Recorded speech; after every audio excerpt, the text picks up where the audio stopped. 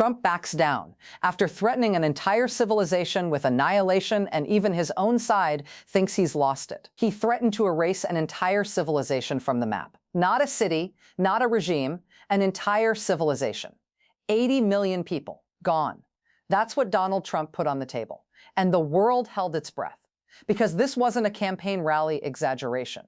This wasn't loose talk at a press conference. This was a direct written threat, posted publicly, aimed at a nation of 80 million people, signed with the full weight of the American presidency.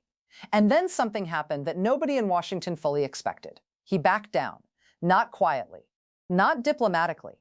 He backed down in a way that left even his most loyal defenders struggling to explain what they had just witnessed. Because the retreat wasn't just a policy reversal, it was a window. A window into something that people close to this administration have been whispering about for months. Something they wouldn't say on camera. Something they would only say when they thought the microphones were off. Here is what you need to understand before we go any further. Donald Trump has built his entire political identity on one thing: strength. The image of a man who doesn't blink, who doesn't flinch, who hits harder than anyone hits him. Every rally, every interview, every executive order, every foreign policy move has been framed through that single lens. I am strong, they are weak, America is powerful, our enemies will tremble. That is the brand, that is the product, that is what 40 million voters bought. So when that brand cracks, when the man who said he would never back down backs down in front of the entire world, after threatening an entire civilization with annihilation, the crack doesn't just damage him, it changes the entire architecture of everything he has built. And that is exactly what we are watching unfold right now. Let's go back to the beginning. Because the threat didn't come out of nowhere. The pressure had been building for weeks. Diplomatic channels were failing. Back-channel negotiations were producing nothing. The situation was escalating in a direction that military advisors inside the administration were describing in private briefings as deeply concerning. And Trump, as he has done before in moments of foreign policy pressure, reached for the one tool he trusts above all others: escalation. Maximum pressure. Go bigger than the other side is willing to go. Make the cost of resistance so obviously catastrophic that the enemy folds first. It is a strategy, it has a logic. But the logic only holds if you are actually willing to follow through. And that is where the calculation broke down. The statement came out on a Tuesday morning. Most people read the first line and assumed it was the usual aggressive rhetoric. Another tough-sounding declaration designed for the base, meant to project power without necessarily committing to action. But then people read the second line, and the third. And legal analysts, foreign policy experts, former defense officials, people who have spent their careers reading statements from the American executive, started calling each other. Because this wasn't normal. This wasn't even close to normal. The language in that statement described a potential military outcome that experts were not willing to characterize as anything other than a threat of mass civilian annihilation. Not a warning, not a deterrent, a threat, direct, unambiguous. Addressed to a nation whose population is roughly the size of Germany's, the international reaction was immediate. Allies who had been quietly supportive of the administration's hardline posture on this issue suddenly went silent. Ambassadors were summoned, emergency calls were placed. The United Nations Security Council requested an urgent session. But the most significant reaction didn't come from abroad. It came from inside. Because within 24 hours of that statement being published, something started happening inside the Republican establishment that almost never happens. Members of Trump's own coalition began, carefully, cautiously, in language calibrated to avoid a direct confrontation, pushing back. Not Democrats, not media critics, not foreign governments, his own people. A senior Republican senator who has never once broken publicly with Trump on any foreign policy matter was asked directly about the statement at a press briefing. He paused for a long moment. He chose his words with visible care. And what he said, while stopping just short of outright criticism, made very clear that he had not been consulted, did not endorse the language, and believed a clarification was warranted. That senator's name matters less than what his hesitation represented. Because in the world of Republican politics in 2025, any deviation from total public support for Trump is not a minor thing. It is a calculated risk. It costs something. The fact that he was willing to pay that cost tells you something important about how alarmed the people around this president actually are. And then there were the voices that don't usually surface publicly, former advisors. people who worked inside the first and second administrations and who have until now defended virtually every decision made under this president. They started appearing on news programs and podcasts and in print interviews, and they were saying things that would have been unthinkable 12 months ago. One former national security official, someone who served this administration loyally for years, put it plainly and on the record. He said the language in that statement was not reviewed by the relevant legal and military authorities before it was posted. He said the normal process that governs statements of this magnitude was bypassed. He said he did not know who drafted it. And he said that in 30 years of working inside government, he had never seen anything like it.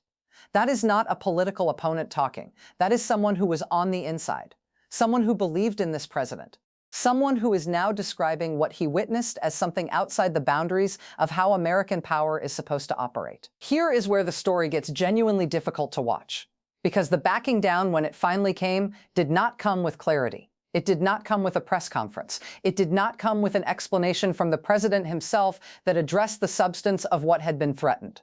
It came in the form of a softened follow-up post, language that walked back the most extreme framing without acknowledging that anything had been walked back.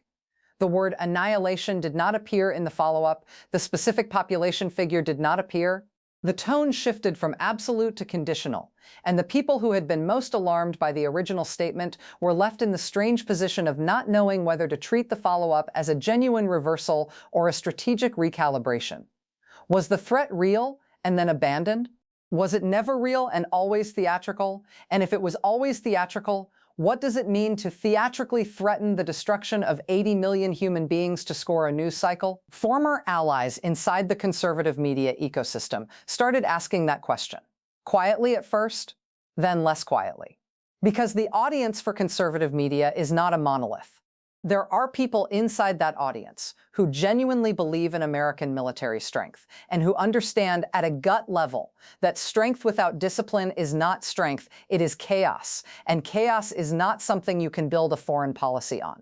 You cannot threaten annihilation on Tuesday and expect the world to take your diplomatic overtures seriously on Wednesday. You cannot tell your allies in private that the public statement doesn't mean what it says and then expect them to trust the next public statement. The credibility of American power is not a renewable resource. Every time it gets spent carelessly, there is less of it available for the moments when you actually need it. Let's be precise about something because precision matters here. This is not a story about whether Donald Trump is a bad person. It is a story about a specific sequence of events. A threat was made. The threat was extreme by any objective measure of how American presidents communicate in the modern era. The threat produced alarm not just among opponents, but among allies and within his own coalition. The threat was walked back. And the walking back was handled in a way that created more confusion rather than less. That sequence is what it is, and the people who understand how American credibility functions in the world are trying to explain why that sequence matters beyond this particular moment. Because here is the uncomfortable reality that nobody wants to say plainly. When the leader of the most powerful military in human history threatens an entire civilization with annihilation and then backs down within 48 hours, every adversary on the planet runs an immediate calculation. They run it fast and they run it carefully.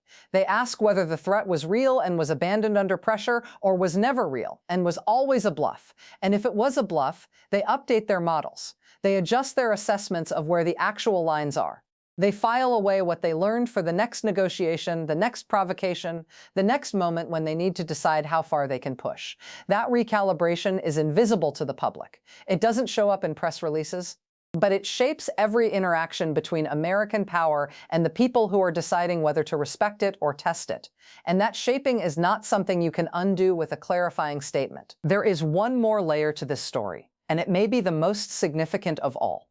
The voices inside the conservative movement who are now questioning publicly what happened, the former officials who are going on record, the senators who are choosing their words with visible discomfort, these are not acts of political courage in the conventional sense. These are acts of survival.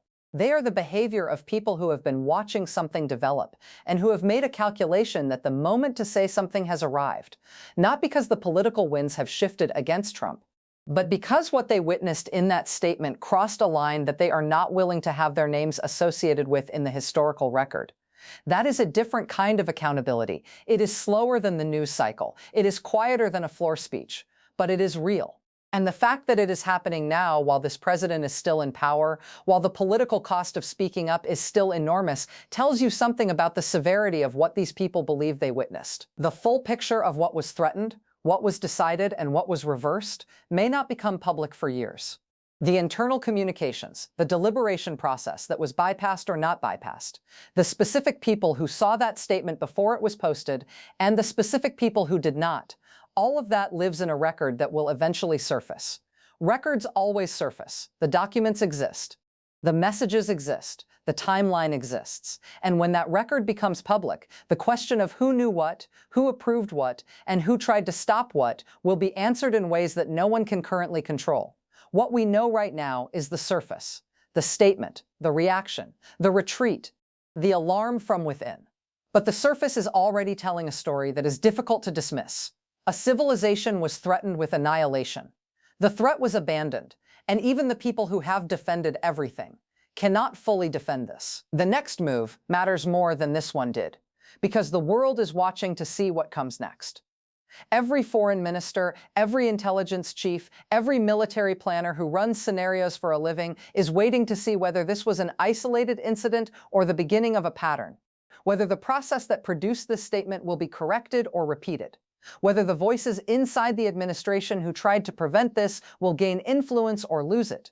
Those answers will define the next phase of American foreign policy, more than any speech or summit or executive order. And right now, those answers are not clear. What is clear is that something happened that should not have happened.